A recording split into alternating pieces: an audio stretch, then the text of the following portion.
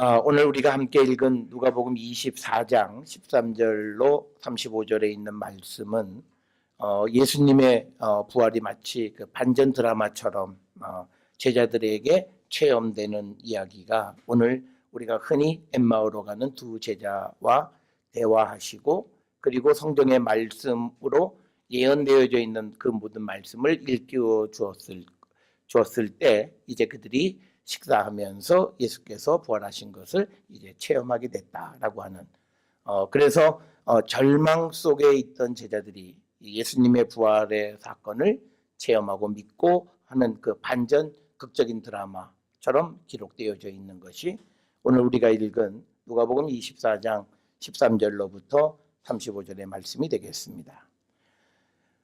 우리는 지난 주간의 부활절을 지나면서 주님의 부활을 믿는다 이렇게 이야기를 합니다. 이제 우리에게는 그 부활하신 주님을 만나뵈야 돼요. 그래서 그 부활의 사건이 그냥 그냥 부활절에만 일어나는 일이 아니라 날마다 우리가 그 부활하신 주님을 만나는 사건이 연속되어져야 하는데 우리가 어떻게 그 부활의 그 사건이 우리 속에서 날마다 나타날 수 있겠는가? 우리가 보통 매주 주일에 예배를 드리는데 그 주일 예배는 주님의 부활을 기념하는 거예요.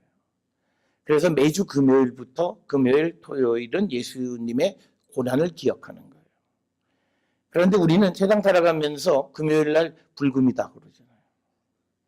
그래서 이제 모든 육신이 원하는 것을 하려고 하는 그렇게 몸이 길들여져 있잖아요. 그러니까 우리는 예수님의 십자가 그리고 부활하신 주님을 말로는 내가 주님을 사모합니다 그랬지만 그 행동으로서는 전혀 주님과 관계없는 삶을 살아가고 있다는 거죠. 적어도 우리는 다음 우리가 부활절을 맞이할 때까지 우리에게 경험시켜 주셨던 그 주님의 흔적을 날마다 찾고 그 주님을 만나고 우리가 살아가는 자들이 되어야 한다라고 하는 겁니다. 특별히 우리가 가장 중요한 것은 특히 이 젊은이들은 주님의 부활을 믿을 수 있느냐라고 하는 겁니다. 이 부활에 대해서 교회에서니까 부활 믿습니까? 아멘 그러죠. 강큰 사람이 교회에서까지 부활을 믿습니까? 글쎄 잘 모르겠습니다. 이런 솔직한 사람들은 별로 잘 없죠. 그리고 그런 사람이 있으면 대부분은 믿음이 없다. 그리고 전부 다 한 번쯤은 돌아보고 눈총을 주니까 그냥 교회다야 그냥 있다고 대답하자. 예. 그리고 우리는 지나가는데 정말 우리는 이 그 부활의 사건을 우리가 믿을 수 있어야 된다라고 하는 겁니다. 그런데 성경에서 이 부활의 사건을 증언하는 것은 과학적으로 증명하는 게 아닙니다. 이 부활의 사건은 체험적인 사실이에요. 그래서 우리가 서두에서도 부활하신 주님을 만나 뵈어야 그 주님이 정말 부활하신 줄 알 수 있다는 거예요. 그냥 부활절에 그저 음악 감상하듯이 칸타타 듣고 그리고 좋은 시간 보내고 이제는 40일 동안 얽매였던 거 다 해방됐다. 자유다. 그러면서 우리 삶이 전혀 부활에 대한 의미를 우리가 갖지 못하면 그 사람은 부활하신 주님을 만나기가 상당히 어렵다라고 하는 거죠. 사실 우리가 부활하신 주님을 만나려면 지금부터 오늘 이 주시는 본문에서도 이 제자들이 예수님을 알았던 것, 예수님이 부활하셨고 자기와 대화하시는 분이 예수님이라고 하는 것을 알았던 것은 뭐냐면 예수님께서 자기들에게 성경에 있는 말씀을 전해줄 때 그때 알게 된 거예요. 그래서 이 말씀은 뭐냐면 우리가 예수 그리스도의 부활의 사건을 우리가 믿게 되고 그리고 부활하신 주님을 만나려면 매일같이 하나님의 말씀을 가까이 하는 사람이 돼야 돼요. 그래야 주님의 부활이 내게 다가와요. 많은 사람들은 성경을 매일 정한 시간에 열심히 읽는 일을 잘 하지 않아요. 우리 한국 사람들의 특징은 뭐냐? 기도는 잘해요. 그런데 성경은 안 봐요. 이게 문제예요, 사실은. 그러니까 가장 좋은 거는 기도 2시간 하면 성경을 2시간 보셔야 돼요. 왜냐하면 기도는 내 말이에요. 내가 하고 싶은 얘기예요. 근데 성경은 뭐냐면 하나님의 말씀을 내가 듣는 거예요. 그래서 나를 고쳐가는 거예요. 그러니까 성경 보는 게 너무 힘들어요.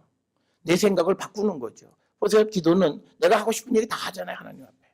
뭐도 주시고 뭐도 주시고 뭐도 주시고 뭐도 이루어 달라고 그러고 뭐도 그러고 하여튼 내가 그냥 마음 좋은 사람처럼 다 그냥 내가 선심 쓰듯이 할 수 있는, 그런데 그 기도들을 하지만 다 이루어지는 건 또 아니잖아요. 그건 뭐냐면 우리가 하나님의 말씀 안에서 주님이 우리에게 원하시는 것, 주님이 들어주시는 기도를 할 줄 알아야 되는데, 그러려면요 우리가 하나님의 말씀에 가까이 가야 된다. 그래서 우리 신앙의 큰 기둥은 성경과 기도예요. 기도가 중요하지 않다는 얘기가 아니에요.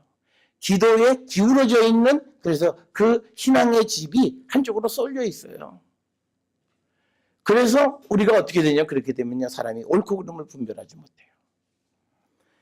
그렇게 되어지면 우리가 부활에 대한 것도 제대로 믿을 수가 없어요. 우리가 성경을 천천히 읽어보면 이 예수 그리스도의 부활의 사건이 얼마만큼 치밀하게 계획되어졌고 오랜 시간 하나님이 준비하셔서 이루신 것이고, 그리고 그것이 수많은 사람들에게 목격되어졌고 증인이 등장하는 그 놀라운 사건이라는 것을 성경은 우리에게 증언해주고 있는 거죠.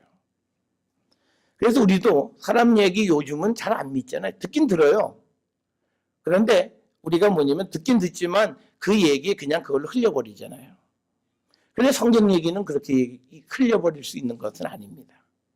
여러분, 우리는 누가 이야기를 해요. 그러면 마지못해 앉아있죠. 들어는 줘요. 응 그래요. 그런데 그 사람의 동의하냐? 그건 절대 아니에요. 그러니까 우리 요즘 사회의 가장 큰 건 뭐냐? 뒷담화를 많이 하잖아요. 뒷말이 많다고요. 앞에서는 응 그래서 내 편인 줄 알았는데 뒤에 가면 딴소리 안 되니까요. 그걸 제일 많이 느끼는 게 누구냐? 목사들이에요. 교인들이 자기들끼리 얘기해요. 근데 개별적으로 얘기할 때 전혀 다른 소리예요. 그렇게 보면 이게 세상 참 무서운 거예요. 앞에서는 아주 천하 없이 아주 자매같이 가까워요. 형제같이 가까워요. 근데 개별적으로 만나면 전혀 딴 소리예요. 전혀 다른 평가를 하고 있고, 그게 굉장히 무서운 거예요. 사실 이런 관계는 좋은 관계가 아닌 거예요. 그런 관계를 우리가 갖는 이유는 뭐냐면 말씀을 바탕으로 하지 않는 믿음을 살기 때문에 그래요. 그래서 우리가 옳고 그름의 분별력이 없는 거예요. 그러니까 우리가 예수 그리스도의 부활의 사건, 그리고 부활하신 것에 대한 증인에 대한 성경의 모든 이야기들을 우리가 듣고 그것을 하나님의 말씀이 그대로 이루어진 것임을 우리가 분명히 믿을 수 있는 그 믿음을 갖는 것, 이게 부활의 믿음이고, 그렇게 되어질 때 우리는 부활하신 주님을 만나 뵐 수 있어요. 우리가 부활하신 주님을 만나 뵙지 못하면요 우리의 신앙은 아무것도 아닙니다. 그래서 우리는 이 오늘 엠마오로 가는 제자들이 예수님에 대한 이야기를 쭉 하면서 그 두 사람의 대화에 예수님이 개입하세요. 너희들은 무슨 얘기하냐? 그랬더니 예수님한테 당신 예루살렘에서 이런 일을 모르냐? 우리 중에 어떤 여자가 예수라는 사람이 부활했다. 그런데 지금 3일 지났는데 아무 일도 없어. 부활하려면 어디서 보여줘야 되는. 그러니까 완전히 절망 속에서 이제 낙담하면서 이제 고향으로 내려가는 투벅투벅 걸어가는 거예요. 그 절망 속에 있는 제자들을 이제 예수님이 찾아가시는데, 예수님이요 나다, 무슨 바바리맨처럼 나다 이렇게 보여주시는 게 아니에요. 철저하게 설명해 주는 거예요. 그건 뭐냐면 27절에 보면 모세와 모든 선지자의 글로 시작하여 모든 성경에 쓴 바 자기의 예수님에 관한 것을 자세하게 설명해 주는 거예요. 그러니까 우리가 예수님의 부활의 사건을 믿을 수 있으려면요 성경을 자세하게 우리가 배우고 내가 그 성경을 알아야 예수님을, 우리가 부활하신 주님을 우리가 믿을 수 있다라고 하는 겁니다. 그래도 이 사람들이 이 예수님이 이렇게 말씀하시는데 그 말씀해 주시는 분이 예수님인 줄도 모르고 같이 앉아서 그냥 이야기하는 거예요. 그러다가 마지막에 이제 그들의 같이 이제 식사를 30절에 보면 음식을 잡술 때에 떡을 가지고 축사하시고 떼어 그들에게 주시고, 그때 떡을 나눠 먹을 때 그때 눈이 밝아진 거예요. 여러분, 우리가 요한복음에 보면 예수님이 우리에게 주신 떡은 뭐예요? 생명의 떡이에요. 그러니까 뭐냐면 주님이 주시는 것을 받아 먹어야 돼요. 그러니까 교회에서요, 목사가 주는 거 먹으면 눈 멀어요. 정확하게 기억하셔야 돼요. 성경에서 하나님이 주시는 것을 받아 먹어야지 목사가 주는 거 먹으면 다 눈이 멀어요. 오늘날 우리나라의 교회가 다 그 모양이 돼버린 거예요. 눈 뜨게 해준다 그러는데 이 세상에서 눈을 뜨게 해주는 분은 딱 한 분, 예수님밖에 없어요. 그런데 그 예수님은 안 따라가고 사람을 따라가요. 그러니까 눈이 뜨는 줄 알았는데 알고 봤더니 점점 실명이 돼서 장님이 돼서 보지도 못하고 결국은 다 죽어요. 그래서 오늘 이 주시는 예수께서 떡을 떼어서 주셔서 그 떡을 받아 먹을 때, 생명의 떡을 받아 먹을 때 그들이 그 예수님을 알아보게 된 거죠. 그러면서 그들이 하는 말이 32절에 우리에게 상정을 풀어주실 때에 우리 속에 마음이 뜨겁지 않 모든 사람이 느낀 거예요. 제자들이 이게 예수님인지는 몰랐지만 말씀을 자세히 설명해 주셨을 때 이 느낌이 있어요. 그러니까요, 우리가 성도들이 그러잖아요. 내가 기도할 때 뒷목이 뜨끈뜨끈했다. 이건 다 버리세요. 그거 아니고요, 하나님의 말씀을 읽을 때 내 속에서 뭔가 움직임을 느끼셔야 돼요. 이거 성경이에요. 그게 주님을 만나는 거예요. 그래서 그들이 이게 주님이 부활하셨다 그래서 곧장 예루살렘으로 올라가는 겁니다. 여러분, 우리가 세상을 살면서 실망하고 좌절하고 절망할 때, 그리고 우리의 환상과 기대가 무너질 때 주님을 찾아오세요. 그 주님을 만나시라고요. 내 삶이 아주 어렵고 힘들 때 어디서 주님을 만나느냐? 하나님의 말씀 속에서 주님을 만나는 거예요. 어려울 때 다른 거 아니에요. 영화관 가고 왜 돈 써요? 성경 없으면 우리 교회 오세요. 성경 하나 드릴게. 그거 가지고 그 성경을 보시고 그 속에서 살아계시는 주님을 만나시고 그래서 희망을 얻고 그렇게 되어질 때 여러분의 인생이 전혀 흔들리지 않는 그런 탄탄대로를 살아가게 되는 거예요.